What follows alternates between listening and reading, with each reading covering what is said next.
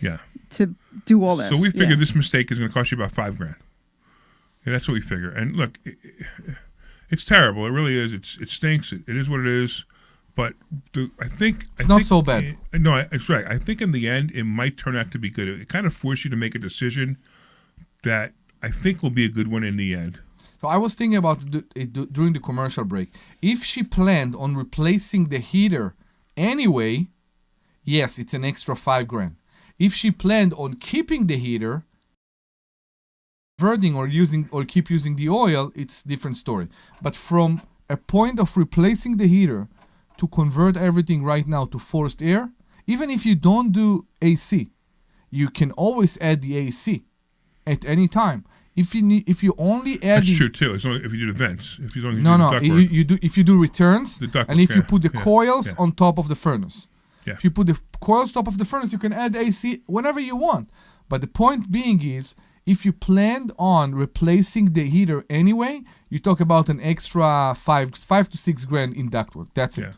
That's it. And the walls are already open, like Larry said.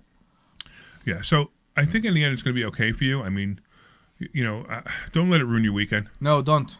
I think that's the key here. All right. Don't. So I want to talk about a couple other things too. We talked about this covered. We have a call first, no? Oh, we do have a call. We have a caller. Is that Ian? Tim. Is that right? Oh, Tim. What's up, Tim? My eyes are going so bad. What's up, Tim? Hey, Garrett. Thanks for taking my call. Great show, Larry. So what happened was our mother just passed away approximately 6 weeks ago. I'm sorry to hear that. Sorry to hear that. And she was rather successful. She lived a great life. It's a very tough time for us. Having said that, I inherited one property in Bucks County. Okay. There's no mortgage on the property because I believe my mom and dad bought it new in the late 70s. Wow. So I only have one sibling, and my sister, she's getting the other property, which my mom had also in Bucks County. So the will says she gets one and you get the other one? Is that what happens?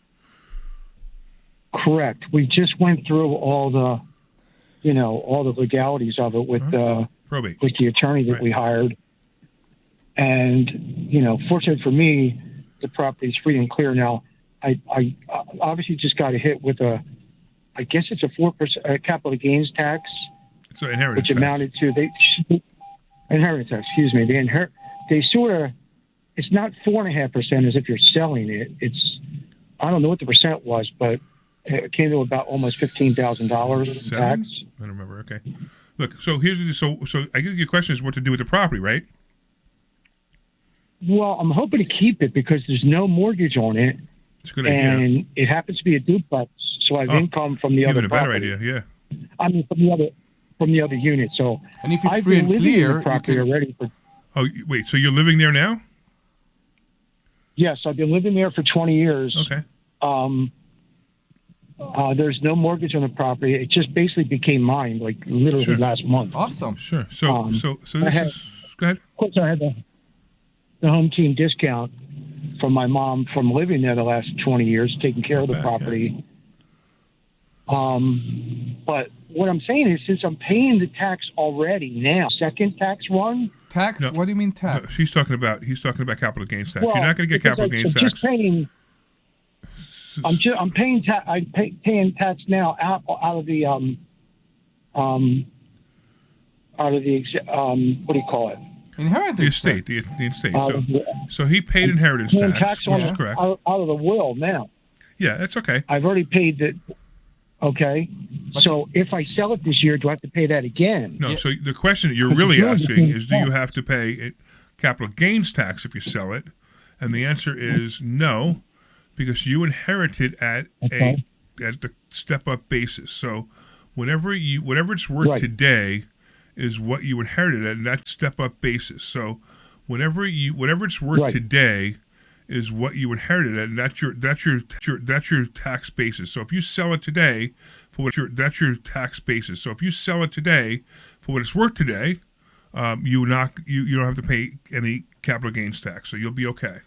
But it also depends on the valuation of the property right now during the estate, correct? No. So, well, you're not wrong, but it doesn't matter. Yeah. Okay. You're not, because whatever it's worth today, it's worth today, right? No, I understand, but if right now during the estate they decide that the property worth 200,000, Right. and tomorrow he sell it for 400,000, Right. No, The it doesn't work lawyers- that way. no, okay, The attorneys. The attorneys went right there in the meeting, yeah, and they actually looked up the property to get a basic value, and they actually based that tax on it by the comps from the neighborhood, okay, which is over 400,000. So right, so So- that's what the step up basis is. So it's fine. So here's my question: if you've lived in there for 20 years, you said, That's correct. do you want to move? I don't think I want to move because I'm getting that extra check. I am in my 60s. Yeah. Yeah. And I have, like you were just talking about HVAC, the HVAC was replaced 3 years ago. Mm-hmm. So the place is rent. Okay. And you're getting $1,250 every month. So I can obviously, yes, he's early every month. He's No. been there 6 years. Yeah, I know. he can refinance it at almost any time. So the only thing you got to understand, right? So I don't know his. It sounds like you're living off of Social Security. You could say that check I was giving mom up Right. until a few months. Other Yeah, income at all so- besides Social Security? I mean, I could go back to work if I had to, but No. I didn't go back to work because I've been taking care of my mom the last 4 years. Right. Okay. And this is why So- I bring I was it able up. to So, retire So at you're a 62. carer of the mother. hold on. Okay. So when Omri could refinance this property and take a big chunk of money, I think that's a good idea. Right, And here's why I don't think it's a good idea. right. That's what I'm thinking. Right. Right. You come and change your life and learn about all kinds of finance. But at the moment, you're that if you make you do something wrong with that money, which until you know what to do with that money, I don't think you should take it. So if you took $200,000 out of this, and if you make a mistake with the $200,000 and you no longer have it, you've really hurt yourself. You seem Yeah. in a very comfortable Right, place. right. So Yeah. because you're in a comfortable place, and look, you have any kids? No, the good part is I have no debt myself, and my Social Security check obviously is a lot smaller now than it was a couple of years Yeah, ago sure. from inflation. But since I have no mortgage, I just basically have to pay the taxes and the upkeep on the property. Yeah, exactly, right. The taxes are only like $3,500 a year. And then did your mom leave you any other So money? that should Any be- money at all? There was some money left, correct, that I Okay. did split with my sibling. All right. I mean, if it's and there anything was a small life substantial, insurance policy. if it's anything substantial, come here. We'll teach you some things to do with it. But if not, look, you have two choices, and it doesn't matter which one you take, but you got to take either one with Right. intention. In other words, you can't just say, "Hey, I'm going to take this choice. I changed my mind. I'm going to take this choice." Actually, that's not even true. The choice Yeah. of staying there, not refinancing the house, which I recommend, you do not refinance the house. Right. Collecting your Social Security, collecting the I rent have from the no guy mortgage. upstairs. Yeah, right. Collecting the Yeah. money from the guy upstairs or downstairs, whatever it is, and you living your life out. You can do that one, Right. and you can also change to Yeah. the other one at any time, which is like come here and learn, right? Learn about investments, learn Yeah. about things to do. But if you come here and learn, I'm telling you what, if I sit down with you before I make you a student, we're going to have a really tough conversation because I ain't taking your money unless I know you're going to do it right. Because if you start out 3 months later, go, forget it. Now that I refinanced my house, I paid you, I did this, I'm done, I don't want to do this anymore. You can't go back to the other path. Okay, and that's the problem Well, I I am have. a listener. I've learned quite a bit from you three in the last year or two already. Well, so good. I do appreciate that. A great show. I mean, I'm really not sure what to do, but I will keep that class in mind. Thank you very much. Well, Larry. I'll tell you what I would do, Tim. Come here and meet us. Yeah. Come here, shake our hands, whatever, if it's something for you, it doesn't really matter to me if you do it or not. You come here for free for the first time anyway, and at least get to know us. And if you have some questions, you can grab me after class, and I'll be more than happy to answer the questions. Yeah, don't come even as a student. Come to have fun one evening. Just come one evening and have fun. Come one evening out of the house, and you will have fun. I promise you. Yeah. All right, Tim, we so appreciate you. Appreciate that. Thanks for listening. I appreciate it. And anybody else who's listening out there, if you have questions like that, feel free to call us, because that's what we hear. That's what we do every day. And the phone number is 855-939-1137. That's 855-939-1137. We're having an interesting class today. This is kind of really, we had two situations. I know. One with and what I realized, we talked about the fact, I think you guys got a better perspective of how I handle them, and it's interesting because, as like I go into hibernation, not really hibernation, but I keep it inside for a day or two because I want this. We go, freaking Eric took all the heaters out of my unit, and then you'll start to give me advice. I'm like, I don't want to talk about it right now. Yeah. Because I can't talk about it right now because I need to process it. And in my processing, I'm like, okay, what do I do now? And we now went over the choices with Dr. Deb on what to do, so that's a good thing too.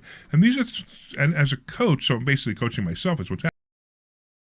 Things that I see all the time. So I'm coaching people in real estate. I'm coaching people in the stock market. People make mistakes. Next, not how to make that mistake. No, but that's the thing. You can't do that. You don't. While you're processing it, it doesn't affect your life. You can go home and go to sleep and do all that. That's a tough thing for a lot of people, and you have to understand. There are people go through life with all kinds of problems, and they wake up. It's like PTSD. Now, I've had my version of PTSD. I've never been in the military. It's not what I'm talking about. But I've had my version of PTSD with things that's happened to me in my life. And I think probably because of those things, that's what affects. I stopped caring. Now, when I say when I should say the word stop caring, I really do care. I stopped letting things affect my life. So it's it's become different now. Everybody has their own tolerance of how to deal with things. Dr. Deb is actually pretty tolerant now. I know you had some issues with some former properties. Omri, you go crazy sometimes, and that's okay. And look, I have my moments too, so it's all right. These things are going to happen. It's going to happen to you guys. It's going to happen to our students.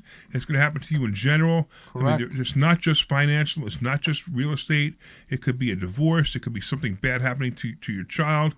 It could be It could be just about anything. So, and with that, we want to remind that for certain people that have difficulty to deal with those situations, there is a method to invest in real estate and not worry about those things at all. You went. That's pretty funny. You went there. I was actually going to go and say, look, listen, there's nothing in life that's so bad that you need to end your life either. Okay, so don't ever go in that direction. So this is just a quick public service announcement, right? Yeah. If you need to reach out to somebody because something's so bad that you think you can't handle it, I promise you that the next day it's not as bad as it was the day before. I promise you. So sleep on it. Talk to somebody. Don't ever think that life is so bad that you need to say goodbye to life, because that's the absolute worst thing you can do. And I rant about this all the time. It's not. The people say it's selfish. I don't even think it's selfish. I think it's extremely mean to anyone that knows you. Because anyone who knows you, because it just happened to us before. We had a student who was a friend of all of us. Yes. And he felt he couldn't handle life anymore and decided to end it. And I was angry, and I was angry at him because he affected so many people. So many people were upset at this, so I was angry at him. So it was mean what my process, the way I thought my thought process was. I wasn't sad for him. My thought process was I was extremely angry at him for hurting so many people. We didn't know. No, I know. I worked with him every day. I know. I didn't know. I know.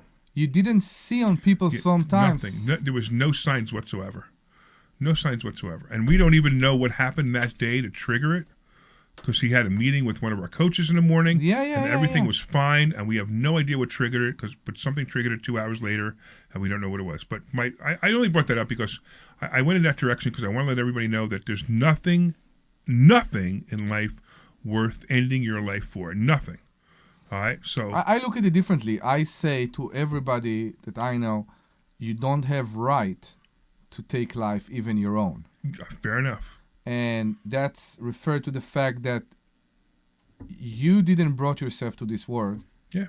You have no right to take yourself out of this world. Interesting. It's harsh. Yeah, I know it's harsh because it's too judgmental to mental situation. But if you know that, and if it go into your mind, you understand that it's as hard as as hard as it gets. I don't have the right to do that. Yeah, I totally agree. All right, look.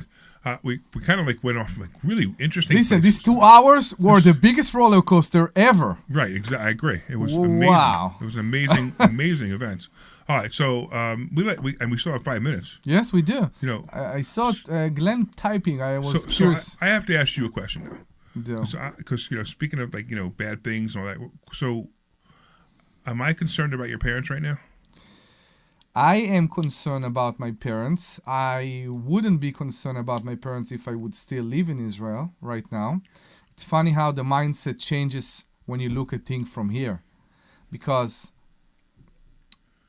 there's going to be, there was 3 attacks, I think, from Iran so far. And they're not going to stop.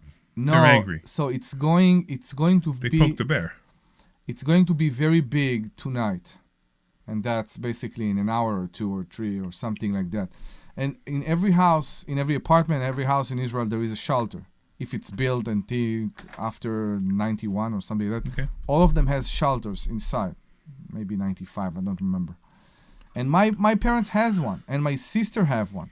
And that's fine, but we saw in the last few days that people are still... There were still occasions of ballistic missiles slamming a building. Yeah, it's pretty powerful. So it's a problem. I hope for the best. And you know, it's how people call us when they hear that something happened, like the attack of the illegal immigrant in Colorado a few weeks ago. Okay. Are you okay? Are you okay? Are you okay? And I'm explaining to them, I'm in Pennsylvania. This happened in Colorado. It's not Israel. It's a very big place. Yeah, sure. And people don't understand that. Israel is a pretty small place. Israel, it's very easy to compare to New Jersey. Right. And with that, if you I think New Jersey's longer. It could be that has more people even. I mean, I think it's but end to end, I think New Jersey is longer than Israel. If you think about 10 million people, and you think about the size and all that, when something happened in New Jersey, I think everybody who lives in New Jersey almost knows about that. Right. And that's why it's different. We don't get it. And for us right now, when we look at that, the only way to think is how we live that way. Because there was always something. We had missiles. I grew up to this craziness. And we didn't care so much. But now we are here. We see different life. And we say, nobody should live like that. And I will tell you more, especially my kids. Yeah, well, that's why you came here. Yeah, and it's especially funny my kids. I know I know you're still working through your immigration papers because you're a legal immigrant every second, and you're doing everything legally. But I don't understand why you can't say, "Hey, I want asylum." Maybe I can, and maybe I don't. I don't want to do that. I already chose a different path. No, I know that, but but it's like, but if somebody in Israel like I just don't want to be part of being bombed every other month. So let's go back to the guy who came from Egypt and attacked those people in Colorado. He came here from Egypt and he asked for asylum. The country gave him a temporary approval to stay and even a work authorization, but at some point it got revoked. Okay. What's going on right now in Egypt that the United States give people asylum? I don't really know. It's insane. So I don't want to choose. I don't want to I think that's just somebody abusing the system, and that didn't come in through Trump because Trump would never let. And I refuse to abuse the system. Right, but I'm not talking about abusing the system. I'm just curious to know why that doesn't work. But okay, just to maybe you had an insight. Me too. I'm curious, and believe me, I want the people that are important for me here next to me very much. Right. But But I also think that right. But I also think that I think that Israel really poked the bear this time. Do they have the right to do what they did? Absolutely. And it's funny because now if you equate this to Hamas attacking in the park, the people, it's a disgusting organization. Correct. Disgusting, right? It's a terror. Right. But their thoughts were, hey, if we attack, maybe we'll get some relief. Mm-hmm. Right now, Israel, at least they attacked a military base, and I believe there were no fatalities. Correct? Where? When Israel attacked, there was very few fatalities. You talk about Iran now or Hamas? No, when Israel attacked Iran. Israel started the attack only on bases. Right. Yeah, missile factories. Right. And there were very few casualties, if any. Correct. If I remember and now, so they did it. They did it saying, "Hey, listen, we're trying not to hurt people. Yeah. We're just trying to protect ourselves." But just like Israel retaliated on Hamas, which they again had every right to. Iran is probably thinking, hey, we have every right to retaliate on Israel because they started this. The problem is Iran don't acknowledge the existence of Israel. All right. Unfortunately, we have only 30 seconds left, and we have to say goodbye now. I appreciate your insight on that. Hey, listen, I appreciate all the callers. I appreciate you, Dr. Dev, for being here. I appreciate you, Omri, for only to him is because he's here. And you were here before. Anyway, thank you, everybody. Go to investorschooling.com. That's investorschooling.com.